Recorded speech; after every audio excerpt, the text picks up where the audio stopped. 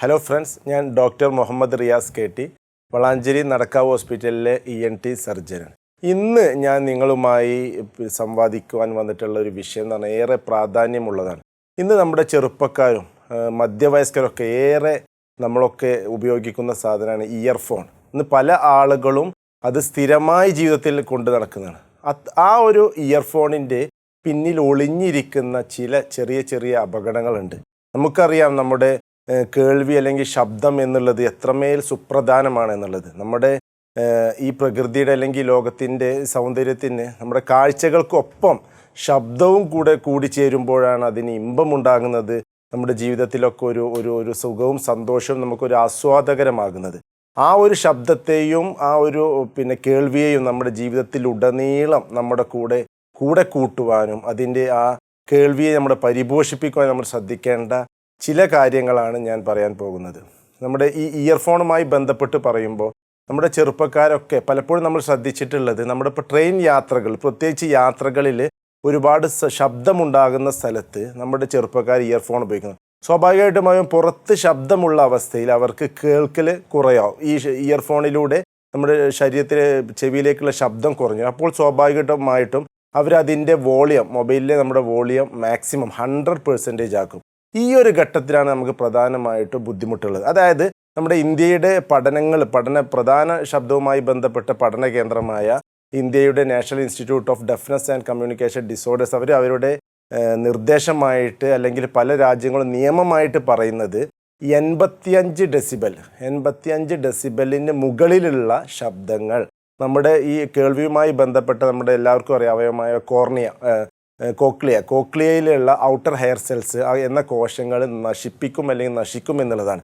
അപ്പോൾ നമ്മൾ ശ്രദ്ധിക്കേണ്ടത് നമ്മുടെ ഫോണൊക്കെ ഉപയോഗിക്കുമ്പോൾ നമ്മുടെ പെർസെൻറ്റേജ് ബേസ് പറയുമ്പോൾ നമ്മളൊരു 50% ആകുമ്പോഴേക്കൊക്കെ പല ബ്രാൻഡഡ് മൊബൈലുകളിലൊക്കെ ഒരു ബീപ്പ് സൗണ്ട് ഉണ്ടാകും. ഒരു വോളിയം കൂട്ടുമ്പോൾ നമുക്കൊരു കീ എന്നുള്ളൊരു സൗണ്ട് ചില ഫോണുകളിൽ മെസ്സേജ് ആയിട്ട് പോലും വരുന്നത്. അത് നമുക്കുള്ളൊരു അപായ സൂചനയാണ്.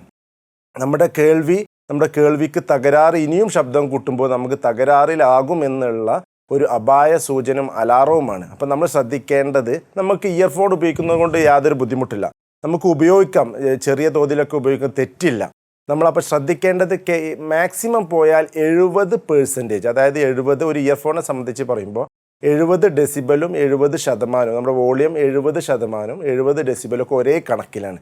അപ്പോൾ 70%-അപ്പുറം ഒരു കാരണവശാലും നമ്മുടെ ജീവിതത്തിൽ ഇയർഫോണിൻ്റെ വോളിയം കൂട്ടാൻ പാടില്ല. നമ്മുടെ ഈ ശബ്ദത്തെക്കുറിച്ച് നമുക്ക് എങ്ങനെ മനസ്സിലാക്കണമെന്ന് വിചാരിച്ചാൽ ഡെസിബലിനെ കുറിച്ചൊന്നും അറിയണം സാധാരണക്കാർക്ക് വേണ്ടിയിട്ട്.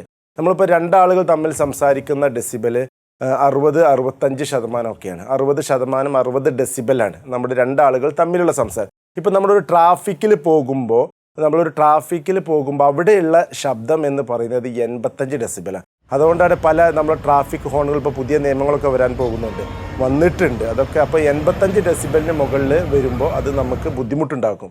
അപ്പോൾ നമ്മൾ സാധാരണ ട്രാഫിക് ശബ്ദം നമ്മൾ മനസ്സിലാക്കുന്നത് 85 ഡെസിബലാണ്. ഇനിയിപ്പോൾ ഒരു മോട്ടോർ ബൈക്കിൻ്റെ റേസ് ചെയ്യുമ്പോൾ മോട്ടോർ ബൈക്കിൻ്റെ സൗണ്ട് എന്ന് പറയുന്നത് 90 ഡെസിബൽ. അപ്പോൾ അതൊക്കെ നമുക്ക് അപകടമാണ്. നമ്മുടെ കൂടുതൽ സ്ഥിരമായി നമ്മൾ അത്തരം ശബ്ദങ്ങൾ കേൾക്കുമ്പോൾ നമ്മളെ ചെവിക്ക് കേൾവി തകരാറിലാകും. ഇപ്പം നമ്മൾ ഫ്ലൈറ്റ് പോകുമ്പോൾ നമ്മൾ ഫ്ലൈറ്റ് എടുക്കുന്ന സമയത്ത് ഉണ്ടാകുന്നൊരു സൗണ്ടുണ്ട്, കുറച്ചൊരു ഗംഭീരമായ സൗണ്ട്, അത് 110 ഡെസിബലാണ്. അപ്പോൾ ആ രീതിയിലാണ് നമുക്ക് ഈ ഡെസിബലിനെ സാധാരണക്കാർ നമ്മളൊക്കെ മനസ്സിലാക്കേണ്ടത്. പ്രധാനമായിട്ട് നമ്മൾ ശ്രദ്ധിക്കേണ്ടത്, ഞാൻ പറഞ്ഞു വരുന്നത്, നമ്മുടെ ഇയർഫോൺ ഉപയോഗിക്കുമ്പോൾ ഈ 70% വരെ നോർമലാണ്, കുഴപ്പമില്ല. നമ്മളെ ജീവിതത്തിൽ ചെറിയ തോതിലൊക്കെ ഉപയോഗിക്കുന്നത് കൊണ്ട് കുഴപ്പമില്ല. നമ്മൾ 85 ഡെസിബൽ അല്ലെങ്കിൽ 80%, ചില ആളുകളൊക്കെ 100% ബാസ് കിട്ടാൻ വേണ്ടി, ട്രബിൾ കിട്ടാൻ വേണ്ടി പുതിയ പാട്ടുകളൊക്കെ, നമ്മുടെ തല്ലുമാല പോലത്തെ പാട്ടുകളൊക്കെ കേൾക്കുവാൻ വേണ്ടി നമ്മുടെ മാക്സിമം സൗണ്ടിലിട്ടിട്ട് ഇയർഫോൺ കേൾക്കുന്നത് ഒരു രീതിയുണ്ട്. അത് അപകടമാണ്. അതൊന്ന് ഓർമ്മിപ്പിക്കണം എന്നുള്ളതാണ് ഇന്ന് പ്രധാനമായിട്ട് ഞാൻ നിങ്ങൾക്ക് മുമ്പിൽ വന്നിട്ടുള്ളത്. അപ്പോൾ ഒരിക്കൽ കൂടി എല്ലാവരോടും പറയാനുള്ളത്, നമ്മുടെ ഈ ശബ്ദം അവസാനം വരെ നമ്മുടെ കേൾവി വേണം നമുക്ക്. അതിന് ഉള്ള പ്രധാന ഒരു കാരണമാണ് സ്ഥിരമായിട്ടുള്ള ഈ ഇയർഫോൺ ഉപയോഗിക്കാം, തെറ്റില്ല, ചെറിയ രീതി വരെ. നമ്മൾ മനസ്സിലാക്കേണ്ട മറ്റൊരു കാര്യം, നമ്മൾ നമ്മൾ സാധാരണ രീതിയിൽ ഇപ്പോൾ ഒരു ഫോൺ ഉപയോഗിക്കുന്ന പല ആളുകളും ചോദിക്കും, എങ്ങനെയാണ് ഫോൺ ഉപയോഗിക്കുന്നത് നല്ലത്? നമുക്ക് ഏറ്റവും നല്ലത് ഫോൺ ഉപയോഗിക്കുന്നത് സ്പീക്കറിലിട്ട് സംസാരിക്കുന്നത്. അത് കേൾവിക്ക് റേഡിയേഷനും ഇല്ല, നമ്മുടെ ശബ്ദത്തിന് ഒരു ബുദ്ധിമുട്ട്, ഏറ്റവും നല്ലതാണ്. രണ്ടാമത്തത് നമ്മൾ നേരിട്ട് ഫോൺ വെച്ച് സംസാരിക്കുന്നതിനേക്കാളും നമുക്ക് നല്ലത് ഇയർഫോൺ തന്നെയാണ്. പക്ഷേ ആ ഇയർഫോൺ ഉപയോഗിക്കേണ്ട ഒരു രീതിയുണ്ട് 70% എന്നുള്ളത്. അതിനേക്കാളും മോശമാണ് നമ്മുടെ ഫോൺ നേരിട്ട്. അപ്പോൾ ഫോൺ നേരിട്ട് നമ്മൾ സംസാരിക്കുമ്പോൾ ഒന്നുകൂടി റേഡിയേഷൻ ഉണ്ടാകും. അതാണ് അതിൻ്റെ ഒരു എഫക്റ്റ്.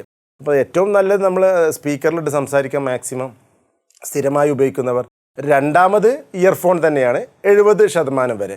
മൂന്നാമതാണ് നമ്മൾ നേരിട്ട് ഉപയോഗിക്കുന്നത്. ചെറിയ രീതിയിൽ ചെറിയ സൗണ്ട് കുറച്ച് വിട്ടുപിടിച്ചിട്ടൊക്കെ സംസാരിക്കുന്നത് തെറ്റില്ല. ആവശ്യങ്ങൾക്ക് സ്ഥിരമായി ഉപയോഗിക്കുമ്പോഴാണ് അതൊക്കെ ബുദ്ധിമുട്ടുള്ളത്. അപ്പോൾ ഈ ഒരു ഓർമ്മപ്പെടുത്തലുമായി ഞാൻ നിങ്ങൾക്ക് മുമ്പിൽ നിന്ന് വിടവാങ്ങുകയാണ്. ഒരിക്കൽ കൂടി എല്ലാവരും ഈ ഇയർഫോണിൻ്റെ കാര്യം ജീവിതത്തിൽ ശ്രദ്ധിക്കണമെന്ന് പറഞ്ഞുകൊണ്ട് ഞാൻ നിർത്തുന്നു. നന്ദി, നമസ്കാരം.